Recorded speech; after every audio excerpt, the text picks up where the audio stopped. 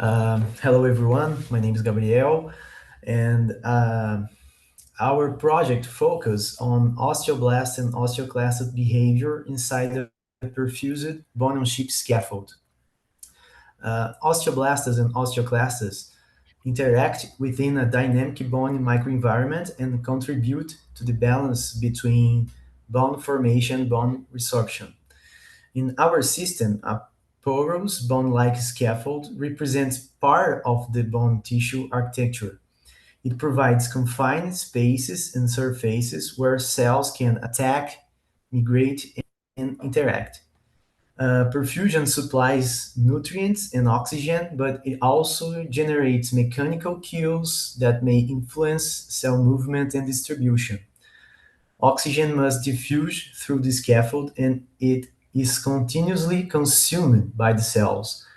When oxygen supply is insufficient, spatially heterogeneous oxygen distributions may develop, creating hypoxic regions. This is experimentally relevant because cells cultured inside the scaffolds may show reduced viability in regions where oxygen transport is limited.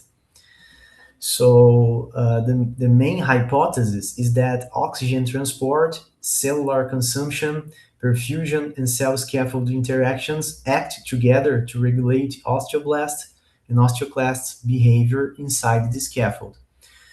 Oxygen enters the system through the culture medium, diffuses through the scaffold, and is locally consumed by the cells. Because diffusion distance, cell density, and scaffold geometry vary spatially, heterogeneous oxygen microenvironments may emerge.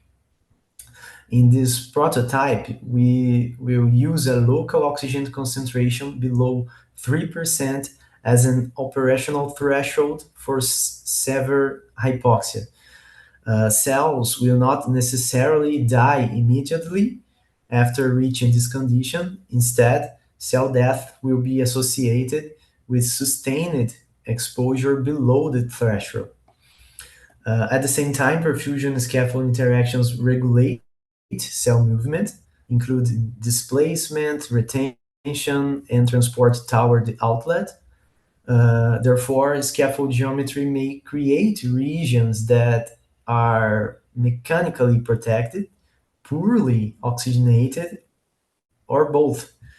These regions may affect cell viability and the spatial balance between osteoclastes and osteoblastes.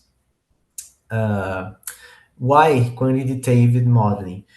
It's necessary because oxygen concentration, cell viability, and cell movement emerge from several coupled spatial processes. Oxygen is supplied through the culture medium.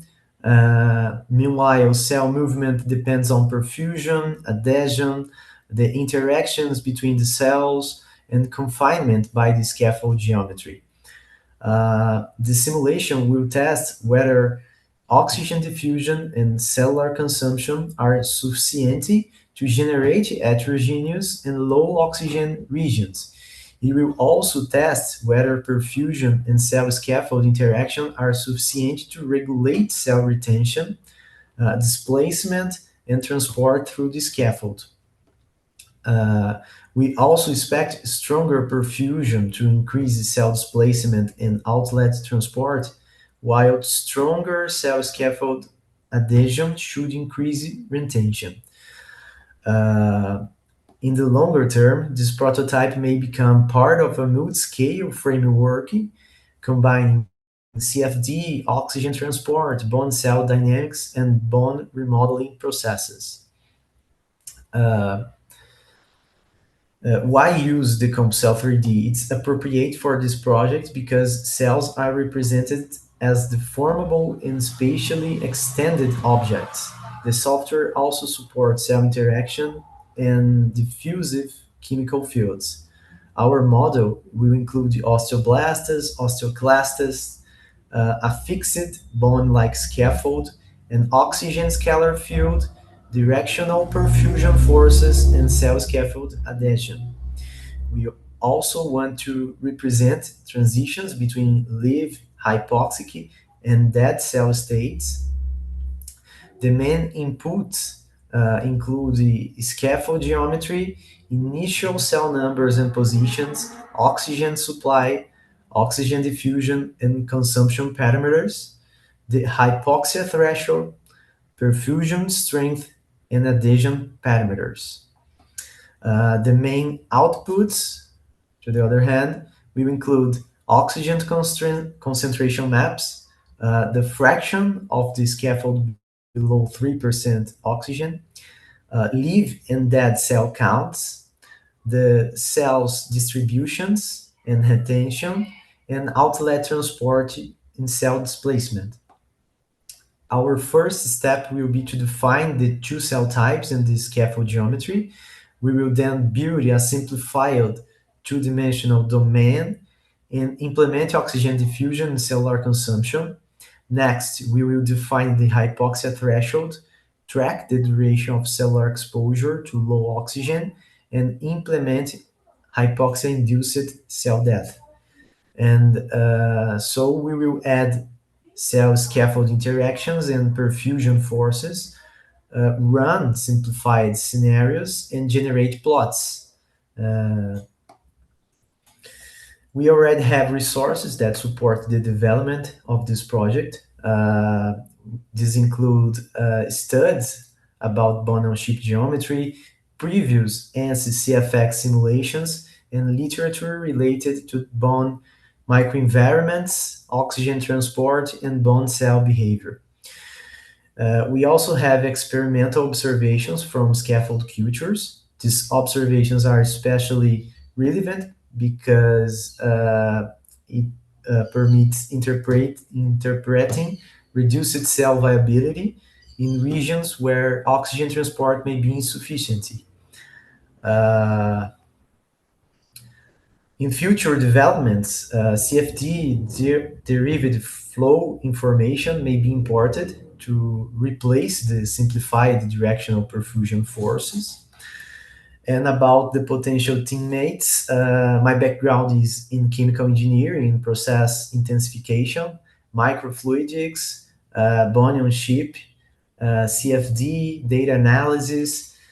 I can contribute by helping define the project scope, interpreting the device and scaffold geometry, analyze the flow results, and supporting the physical interpretation of oxygen transport.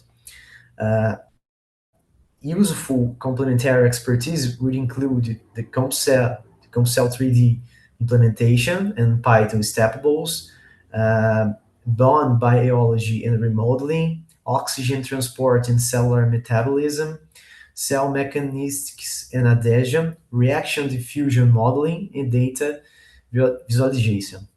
Our goal is to form a small team capable of developing a functional prototype coupled oxygen heterogeneity, hypoxia-induced cell death, and osteoblast and osteoclast movement within a perfused scaffold. That sounds great. We really thought that one through very carefully. I think that would be quite exciting, especially if you could couple it to the CFD later on. That would be really thrilling. Yeah, so I'm Levi, and the project I am proposing is this hybrid cellular Potts and molecular dynamics model of collagen networks. So a bit of the biological background, the extracellular matrix plays a major role in disease and development and is constantly remodeled. And this relationship between the ECM and cells affects some of their properties. So like in the ECM, the stiffness, structure, and density, and then in cells, some of the adhesion and cell contraction properties are changed. And so collagen fibers are very abundant within the ECM. So the motivation here is since there's this relationship between the ECM and cells kind of affecting each other physically, we want to model this mathematically. And so in Kaiser et al., published in 2025, they outlined this hybrid cellular Potts and molecular dynamics model. So in this model, the CPM part does models like the cell shape, and then the MD simulation is there to model a dynamic fibers through like tension in the focal adhesions. So these fibers are modeled with the bead-and-spring model shown in panel A here. And yeah, so this MD simulation relaxes the fibers, the CPM model takes a step, and then it's just this like constant cycle of updating. Okay, so the modeling goals here, I'd say this is maybe a little more methods based and trying to just replicate the results in this paper. I'm not entirely sure how long this would take given the time for the hackathon. So right now the goal is to just get a 2D hybrid cellular Potts and molecular dynamics model working within CompuCell, and then just future plans and possibly within the hackathon itself is extending the model to model multiple cell types, add like chemical gradients, and kind of porting this over from 2D to 3D. So this is just a quick example of the results that were published in this paper.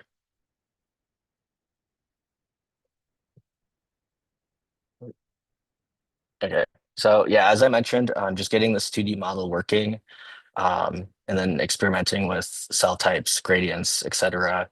The parameters are already listed in the Kaiser et al. Paper. And then if we wanted to model like a specific cell environment, we can do some parameter mining there. I think the um, the goal would be to just get the equations correctly implemented within CompuCell3D, and then get the molecular dynamics working in Python, and then also with synthetic collagen within this paper.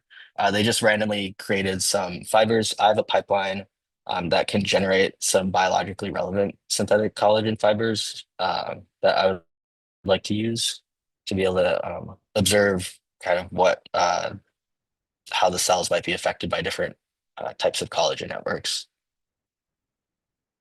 Here's some resources.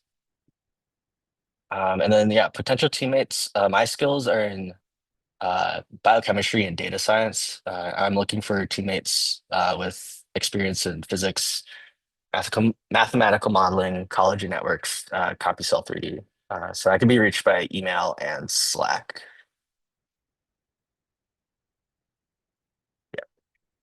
That's neat. I think it would be very exciting if we could do that.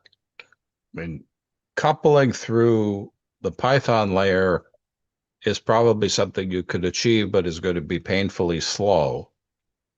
And Okay. so to do the kind of coupling that you want probably will require doing a little bit of development of a plugin to apply an energy from the fibers to the cells and vice versa. Hmm. I think that's possible, but you'll need some help Okay. probably compiling CompuCell and understanding how to do that. That's Okay. actually Yeah. it's actually something we wanted to do for a long time. We wound up writing our own molecular dynamics package in order to enable exactly that kind of computation. And somehow the molecular dynamics package got spun out on its own. It has its own identity. And we never actually finished the coupling between the CompuCell and the MD package. So I would be very Okay. happy to see I would be very, very happy to see this implemented. And I Yeah, think for that sure. Roland Merks in Leiden, who has done somewhat similar things with his package, has been talking about trying to get a person possibly to work on developing those coupling strategies specifically. So I think there'd be a lot of interest, not just here, but also internationally in seeing that happen. Hmm. Great. Thanks.